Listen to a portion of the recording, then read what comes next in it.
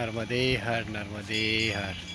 गजानन महाराज मठ इथून आता सकाळी 7:07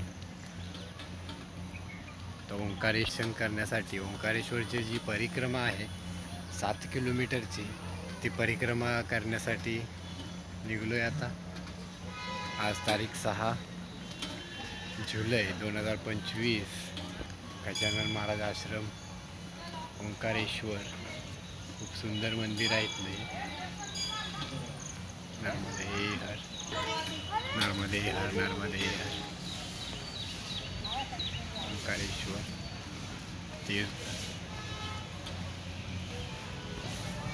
ऋणमुक्तेश्वर महादेव तीर्थ. तिथं जाऊन जे आपण आता परिक्रमेमध्ये प्रत्येक ठिकाणी भोजन केलेलं असतं, प्रत्येक ठिकाणी काहीतरी ऋण राहिलं असतं, त्या ऋणमुक्तेश्वर महादेवाला गुळ आणि जी डाळ व्हायची असते ती व्हायची आहे. संकल्प पूर्ण झालेल्याचं धन्यवाद करून पुढची परिक्रमा करायची. ओंकारेश्वर